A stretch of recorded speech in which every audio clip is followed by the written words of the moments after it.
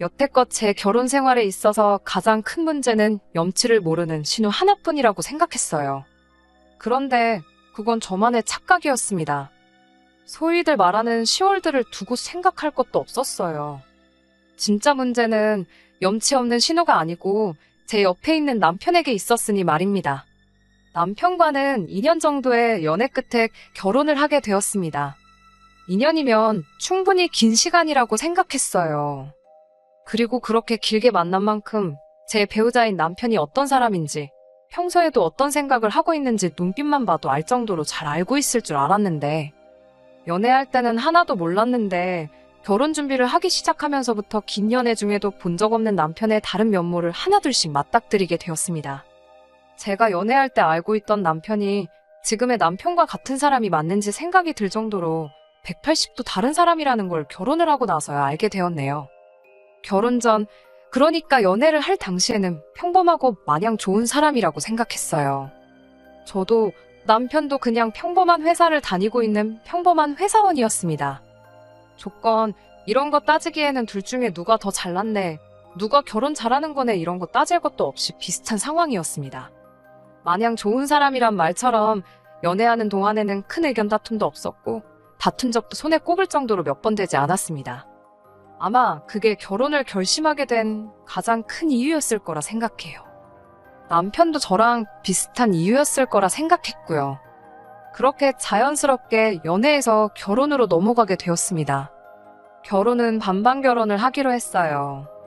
청혼 후에 결혼 준비를 시작하면서 남편과 제가 서로 돈을 얼마나 모아놓았는지에 대해서 오픈을 하게 되었습니다. 조건이 비슷했던 것처럼 어느 누가 더 돈을 많이 모았네 소리 나올 것도 없이 비슷한 액수였지요. 굳이 따진다면 제가 300~400만 원 정도 더 많았어요. 남편이 저보다 4살 연상이다 보니 군대 다녀온 기간을 제외하더라도 사회생활을 저보다 먼저 시작했어요. 그렇다고 무조건 저보다 많은 돈을 모아야 한다 생각했던 적도 없었고, 남자니까 결혼할 때 나보다 더 뭐라도 해와야 한다는 생각도 없었습니다. 그래도 남자라고 연애하는 동안 데이트 비용을 계산할 때 더치페이를 하기는 했지만 남편 쪽에서 좀 더 지출을 했었고, 그렇게 남들과 같은 평범한 연애를 하고 있다 생각했었지요.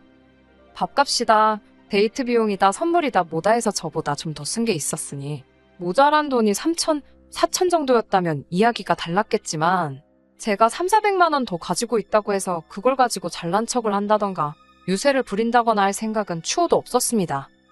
그런데 남편은 자기가 모아놓은 돈이 좀 더 적다는 부분에서 조금 부담을 느끼기 시작했나 봐요. 오죽하면 그걸 가지고 저한테 미안하다고 사과까지 해왔으니 말이지요.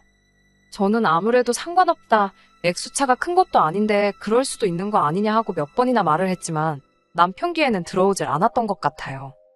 어떻게 보면 염치가 있다고 하겠지만 사실 그 이후부터 결혼식장에 들어갈 때까지 이 얼마 안 되는 돈 때문에 고생을 좀 하게 되었어요. 결혼 준비 시작부터 본식 날까지 7개월 정도의 기간이 걸렸는데, 결혼식장에 신부 입장하는 그 순간까지 둘이 만나면서 나오는 비용에 대해 칼같이 계산을 하기 시작했습니다.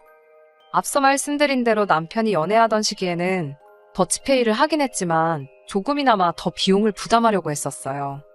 그런데 이제 와서 정확하게 계산하는 게 서운하다, 뭐 그런 이야기를 하려는 게 아닙니다. 남편의 칼같은 계산이 이따금씩 도를 지나치고 있다는 느낌을 받기 시작했거든요. 밥 먹다가도 제가 사이다 하나라도 시키면 계산할 때가 돼서 먹은 건 정확히 절반을 계산하더라도 제가 시킨 음료수에 대한 부분은 칼같이 제가 계산을 하게 했어요. 너 때문에 돈이 더 나왔으니 음료수 값은 너가 내라, 이런 식이었지요. 그러다가는 언젠가부터 남편은 같이 밥을 먹으러 가면 다른 거 볼 것도 없이 메뉴에서 가장 싼 음식을 주문해서 먹기 시작했습니다. 급기야는 데이트 약속이라도 있으면 식사는 집 근처에서 국수 같은 걸로 간단하게 때우려 들질 않나. 나중에 가서는 집에서 밥 먹고 나오라고 할 때도 있었어요. 데이트하는 동안도 원래 돈을 펑펑 쓰거나 하는 사람은 아니었지만 그래도 저런 모습을 처음 봤으니 적응이 되지 않더라고요. 둘이 식사해봐야 얼마나 나온다고 그러냐고 한번 다툰 적도 있었습니다.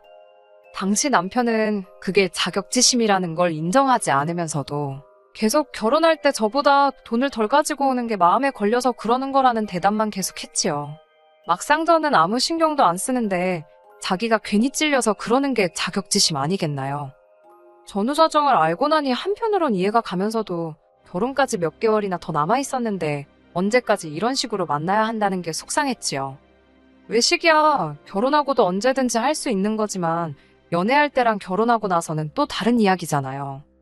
하지만 최대한 남편의 입장을 존중해주려고 노력했어요. 이렇게 아끼는 거 길어봐야 몇 달일 테고 말 맞다나 남편이 저런 식으로 고집을 부리는 게 결혼할 때 제가 가져오는 돈과 최대한 같은 액수를 가져오기 위해서 저러는 거라니.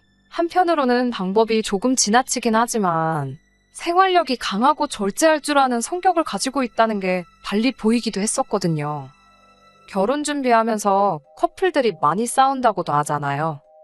그런데 저런 식으로 행동하는 것 외에는 딱히 신경 곤두세울 일도 없었기도 했고, 결혼을 결정한 직후다 보니 따지고 보면 연애하던 기간, 아니 결혼한 기간까지 통틀어서도 남편이 가장 좋게 보일 시기이기도 했었으니 이것도 서로를 알아가는 과정이라 생각하고 그냥 넘어가기로 했습니다. 좋은 점만 보려고 했던 거였지요. 막상 그렇게 먹을 돈 아껴서 가져온 게 100만 원 남짓한 돈이긴 했지만 말입니다. 좋은 점만 보려고 그냥 넘어갔던 제가 무색하게 결혼식 올리고 신혼집 들어가자마자부터 그랬던 남편이 180도 돌변하더군요. 연애하면서도 몰랐던 모습이었는데 사실 남편은 엄청 통이 크고 씀씀이가 좋은 사람이었다는 겁니다. 연애할 때도 저보다 돈을 조금 더 쓰긴 했지만 돈을 펑펑 쓰거나 하는 사람은 아니었었거든요. 특히 결혼 직전에 먹을 돈 아껴가며 긴축하는 모습을 보여줬으니 통이 그 정도로 큰 사람이라는 사실은 전혀 눈치를 채지 못했지요. 자기가 열심히 일해서 번 돈 어떻게 쓰던지 제가 관여할 것도 없고 못 쓰게 할 수도 없는 것이지만 남편의 지출 중 대부분이 남편의 가족, 특히나 신우를 위해 쓰는 돈이 엄청 많았던 거예요. 생각해보면 저보다 경력이 길었던 만큼 월급도 조금 더 많았던 남편이었는데 아무리 생각해도 모아놓은 돈이 저보다 적었던 데에는 다 이유가 있었던 건데 말이에요. 제가 그렇다고 허리띠 졸라매가며 돈을 모으고 하던 사람도 아니고 할 거 다 하고 쓸 거 다 쓰면서 살아왔으니, 그런데도 불구하고 제가 남편이 모아놓은 돈보다 조금 더 모았던 그 이유가 다른 게 아니고 신우에게 돈을 퍼다 날르느라 그렇게 된 거라고는 정말 생각조차 해보지 못한 일이거든요. 신우 또한 연애하는 동안 결혼 준비할 때 한두 번 만난 게 전부였고 남편이 저한테 따로 언급조차 했던 적이 없어서 그냥 대면대면한 사이구나 그렇게 생각을 하고 있었는데 그게 아니었습니다. 신우가 손아래 신우였다면 차라리 어떻게든 이해를 해보려 했을 텐데 그것도 아니었습니다. 남편이 저보다 4살 위, 그리고 신우는 남편보다 2살이 더 많았으니 저랑은 나이 차이가 꽤 많이 나는데 아직도 남편이 경제적으로 신우를 도와주고 있다는 사실이 믿기지가 않았어요. 이미 저랑 연애를 하기 전부터 남편이 신우의 빚을 대신 갚아주고 있었더라고요. 전부를 갚아주는 건 아니지만 대출이자 정도를 보태주고 있었던 거예요. 듣자 하니 신우가 예전부터 일저일 벌려놓은 건 많은데 하나같이 다 망해가지고 빚이 좀 있었나 봅니다. 그런데 빚을 내서 이것저것 차렸던 사실을 신우가 심해부도 모르게 했다가 딱 걸렸나 보더라고요. 정신 빠진 여편네 이혼하네 어쩌네 하면서 엄청 일이 크게 번졌는데 심해부가 벌어오는 돈은 한 푼도 건들지 않는 선에서 대출을 상환하는 걸로 어떻게 마무리를 지었다고 해요. 시조카들이 있으니 심해부도 섣불리 이혼을 결정하지는 않았던 것 같은데 문제는 신우가 당장 사업이 아니라 일자리를 구한다 하더라도 대출금을 스스로 갚아내기엔 그 액수가 너무 컸던 게 문제였던 거죠. 그래서 남편이 언젠가부터 그 대출이자 갚는 걸 도와주고 있었던 거고요. 그 상황을 저는 전혀 모르고 있었으니 그 사실이 썩 유쾌하지도 않았고, 그래도 이제 당신도 가정이 생겼는데 이제 신우 빚을 대신 갚아주는 건 그만해야 한다고 직접적으로 말을 한 적도 있었습니다. 남편이 정색을 하면서 저보고 피도 눈물도 없는 사람이냐며 그깟 몇십만 원 때문에 시조카드를 엄마 없이 아빠 없이 크게 할 수는 없지 않냐고 한 소리를 들었네요. 어차피 반반 결혼했고 생활비도 똑같이 줄 테고 내가 쓸 돈 아껴다가 누나한테 주는 거니 제가 신경 쓸 거 없다고 딱 잡아떼는데 그 상황에 저도 그럼 생활비만큼은 절대 손 떼지 말라 그 이야기 말고는 할 말이 없었습니다. 신우에게 들어가는 돈 외에는 연애할 때도 사이가 워낙 좋았던 남편과 저였기에 결혼 생활을 이어옴에 있어서 그다지 큰 문제가 있지는 않았어요. 저는 가랑비에 옷이 홀랑 젖고 있는 줄도 모르고 남편과 제가 사이가 좋기만 하면 됐지 하면서 이 현실을 외면하려고만 했었네요.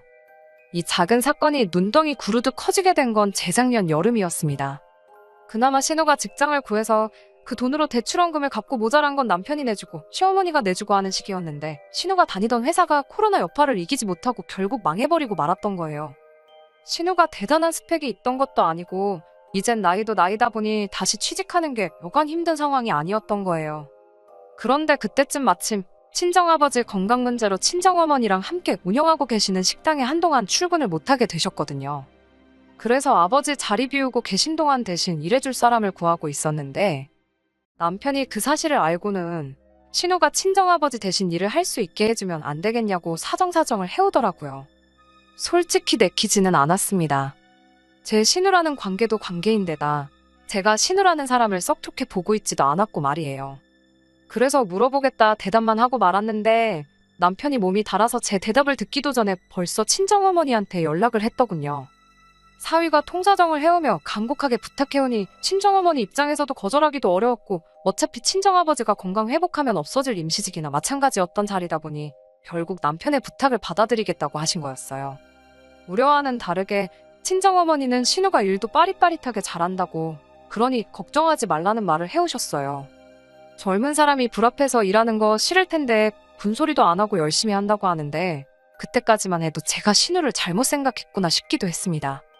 그도 그럴 게 사실 결혼하자마자 남편이 신우 빚을 대신 갚아주고 있다는 사실을 알게 되었는데 신우를 좋게 볼 사람이 세상 천하에 어디 있겠어요? 그래서 신우하고는 결혼 생활을 이어온 내내 가깝게 지낸 적이 없었고요. 어쨌든 우려와는 다르게 열심히 일을 한다니 저도 한편으로는 안심이었어요. 신우도 진작에 회사 그만두고 친정어머니 가게에서 일할 걸 그랬다면서 적성에도 맞고 월급도 더 받으니 너무 좋다고 하더라고요. 신우라는 특성상 친정어머니도 생각보다 인건비에 조금 더 쳐주던 게 있던 것 같은데 이러나 저러나 어머니 말에 의하면 신우가 아버지 빈자리를 아주 제대로 채워주고 있다고 하시고 얼마 더 주는 돈이 어차피 제 돈도 아니고 하니 아깝거나 그러진 않았네요. 그런데 열심히 한다던 신우가 그런 시커먼 속내를 가지고 있을 거라고는 생각도 못했습니다. 지난 겨울에 일 잘하고 있던 신우가 난데없이 오늘부로 그만하겠다 가게를 나오지 않았고 그렇게 한 달도 채 지나지 않아서 친정부모님 식당 근처에다가 똑같은 가게를 차렸거든요. 간판에 상호명까지 비슷하게 해놓았더라고요. 애초에 신우가 주방 불 앞에서 땀 흘리며 열심히 일했던 이유가 따로 있던 거였어요. 친정부모님 메뉴 비법을 알아낼 생각이었던 거예요. 가족이라는 특성도 있고 워낙 열심히 한 데다가 일하는 동안 친정어머니한테 신뢰도 많이 쌓아놨던지라 친정어머니가 육수랑 양념장 만드는 법을 신우한테 알려줬나 봐요. 가게 비법인데 그걸 뭐 맘대로 알려주냐 하실 분들도 계실 테지만 신우가 일하면서 언젠가 자기 가게를 갖고 싶다는 소리를 밥 먹듯이 하기도 했고 친정어머니 또한 비법이라고 꽁꽁 숨길 게 아니고 아버지 건강이 나아지면서 다시 가게에 나오실 수 있게 되시면 열심히 한 신우를 위해 기꺼이 알려줄 용의가 있었다고 해요. 그러니 친정어머니가 상심이 많이 크셨지요. 가만히 있어도 알려줄 비법이었는데 이렇게 뒤통수를 치고 길 건너에 가게를 열어버렸으니 말입니다. 심지어 처음엔 신우가 가게를 열었는지조차 모르고 있었어요. 단골 손님 중에 한 분이 2호점을 내도 어떻게 이렇게 가까운 곳에 내냐는 말을 해줘서 신우네 가게가 오픈을 하고 나서야 알게 되었던 거지요. 그 사실만 가지고도 신우가 용서가 안 되는데 글쎄 오는 손님들마다 신우가 한다는 소리가 아주 가관이었습니다. 친정부모님 가게는 곧 문을 닫을 계획이니 앞으로 여기로 오시면 된다는 있지도 않은 소리라든지 친정부모님 가게가 오래된 가게라 그런지 주방 위생 상태도 엉망이다 하는 험담까지 서슴지 않고 나오는 대로 짓거렸나 보더라고요. 이 사실을 알고 나니 저도 가만히 있을 생각은 없었습니다. 신우한테 쳐들어가기 전에 남편은 이 상황을 어떻게 생각하는지부터 알아야겠다 싶어서 남편 퇴근할 때까지 기다렸습니다. 남편한테 이 모든 걸 다 알고 있던 거냐 따지니 남편이 저한테 큰 소리를 치면서 적반하장으로 나오더군요. 당장 저한테 사과를 해도 모자랄 판일 텐데 저한테 변명조차 하지 않고 어린 반푼도 없는 소리만 쏟아내더군요. 네가 진짜 딸이면 장인장모 설득해서 하루라도 빨리 가게 문 닫게 하는 게 효도하는 거고 도와주는 거란 말을 하더군요. 장인장모 노후도 다 돼 있는데 벌만큼 번 거 아니냐? 장인이 저렇게 건강 안 좋아져서 가게도 못 나오는데 그 돈 더 벌어서 어디다 쓰려고 꾸역꾸역 가게를 돌리고 있는 거? 그리고 그걸 그렇게 두는 것도 자식된 입장에서 불효라고 하는 겁니다. 지금이야 신우가 뒤통수 친 것처럼 느껴질 테고 기분 나쁘고 할 테지만 나중 가서는 장인장모도 저도 다 신우한테 고마워할 거라고 하는 겁니다. 그 말이 맞다 치더라도 남편은 이미 신우의 꿍꿍이나 모든 걸 다 알고 있던 게 용서가 되질 않았는데 남편이 이어서 하는 말이 더 충격적이었습니다. 신우 가게 차리는 돈, 거기에 자기가 결혼하고 나서부터 모아놓은 돈도 시부모 은퇴자금도 다 들어갔다는 거예요. 그러니 저도 두 발 벗고 나서서 친정부모님이 이참에 가게 문 닫게 설득 좀 하라고 하는 겁니다. 괜히 같은 음식 파는데 괜히 두 집이 있으면 수입이 반밖에 되지 않겠느냐며 빨리 우리도 투자금 회수하고 그러려면 제가 하루라도 더 빠르게 움직여야 한다는 소리를 하더군요. 연애하는 동안에 보여준 계산 확실한 모습은 온데간데 없고 그저 자기 가족들 잘 되기 위해서라면 처가가 어떻게 돼도 상관이 없다는 모습을 보여주니 오만정이 다 떨어지더군요. 남편 돈이 얼마나 들어갔던 간에 어차피 반반 결혼했고 결혼 후에도 서로 벌어온 돈 관리는 각자 알아서 하고 있었으니 그냥 이대로 갈라서 버리자고 이혼하자고 했습니다. 남편은 거기서도 악다구니를 쓰더군요. 저보고 착각을 해도 아주 단단히 하고 있다고. 시설도 훨씬 좋고 깔끔한 신우가게가 바로 길 건너에서 똑같은 음식을 파는데 상식적으로 누가 더 잘 되겠냐면서 말입니다. 자신감 넘치는 남편을 뒤로하고 저희는 정식으로 이혼 절차를 밟게 되었습니다. 애초에 신우빚 대신 갚아주고 있다는 사실을 알았을 때 확실히 짚고 넘어갔어야 했을 걸 아는 후회가 몰려오더라고요. 그 액수가 몇십만 원에 불과하고 생활비 제대로 주고 각자 번 돈 알아서 관리하는데 뭐가 문제겠냐며 넘어갈 게 아니고 말이죠. 현재는 숙려기간 중이고 친정아버지가 아직 완전히 괜찮아지신 게 아니라 주말에는 제가 나가서 도와드리고 있고 영업시간도 줄어드는 상태예요. 신우 가게는 장사가 잘 되는 듯 싶고 그만큼 저희 부모님 가게는 손님이 줄었지요.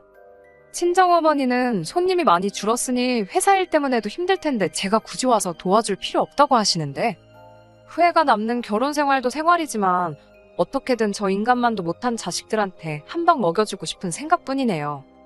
1년 반 만에 다시 찾아뵙게 되었습니다. 신우가 친정부모님 비법 빼돌려서 길 건너에 가게 차린 사연 보냈던 쓰니입니다. 이렇게 다시 사연을 보내게 된 이유는 결론부터 말씀드리자면 좋은 소식 전해드리려고 이렇게 후기를 보내게 되었습니다. 가게 손님도 줄어들어 혼자서도 운영이 된다고 하셔서 저도 언젠가부터 주말에 도와드리러 가지 않게 되었어요. 남편과 신우한테 복수하는 상상도 하긴 했는데 워낙 제3도 바쁘기도 해서 그냥 넘어가게 되더라고요. 아무튼 그러던 와중에 2달 정도 지나고 나서 친정어머니한테서 연락이 왔어요. 아무래도 주말에 나오던 거 다시 나와줘야겠다고 하셨습니다. 제가 속상할까봐 친정어머니도 더 이상 저한테 가게 이야기를 하지 않으셨는데 무슨 일인가 해서 퇴근하고 가게에 들렀었어요.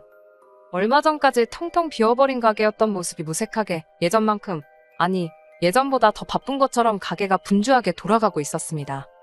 장사 끝나고 나서야 이게 어떻게 된 거냐고 친정어머니한테 물어봤더니 일단 처음에는 단골 손님들이 다시 돌아오기 시작했다고 하더라고요. 같은 음식인데도 불구하고 거기서 먹는 거랑 차이가 있는 것 같다고요. 자세한 내막을 알고 나니 왜 그렇게 된 건지 딱 알겠더군요. 친정부모님 가게가 뭐 방송에 소개되고 타지에서 사람들이 찾아와 먹고 하는 그런 대박집은 아니었어요. 그냥 동네 어딜 가나 있을 법한 오래된 맛집이었지요. 일단 매번 오시는 손님들은 친정부모님 손맛도 손맛이지만 가게에서 느껴지는 가족 같은 분위기가 좋아서 오시는 분들도 많았거든요. 그런데 신혼의 가게는 그런 걸 못했던 것 같아요. 음식 비법도 비법이지만 동네에서 장사하면서 동네 사람들하고 좋은 관계를 맺으며 장사하는 비법도 있었을 텐데 신우는 음식 비법만 훔쳐가고 영업하는 비법은 훔쳐가지 못했던 거죠. 거기에 단골 손님들이 돌아오면서 신우가 곧 다들 가게다, 위생 상태가 더러운 가게다 하는 게 다 거짓말이었다는 사실을 많은 사람들이 알게 되었습니다. 그러면서 신우가 비법을 훔쳐다가 길 건너에 가게를 차린 파렴치한 행동을 했다는 것까지 다 알게 되었지요. 거기에 그 소문이 소문을 타고 온 동네방네 퍼지게 되었고 급기야는 근처에 있는 다른 동네까지 퍼지게 되었다는 거예요. 그런데 또 다른 동네 사람들한테는 이 신우의 막장짓거리가 오히려 홍보 효과가 돼버린 거예요. 얼마나 맛있으면 신우가 비법을 훔쳐다가 가게를 차릴 정도냐, 이런 식으로 아예 친정부모님 가게를 와보지 않은 손님들의 호기심까지 자극해버린 거였지요. 아무튼 그 소문 덕분에 신우네 가게도 잠시나마 인산인해를 이루긴 했던 것 같아요. 멀리서 찾아온 손님들은 많은데 친정 부모님 가게가 규모가 그렇게 크지도 않으니 기다리기 싫어하는 사람들은 다 신우네 가게로 몰렸다고 하더라고요.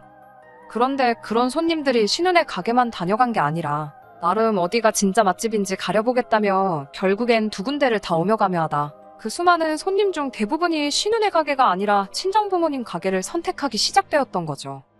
그러다 또 그게 입소문을 타고 그래서 신우가 비법 훔쳐 가게 차린 파렴치한 행동이 오히려 전화위복이 되어서 이제는 입소문을 타고 타 지역에서도 손님들이 찾아와 줄을 서서 먹을 정도의 대박집이 되어버린 겁니다.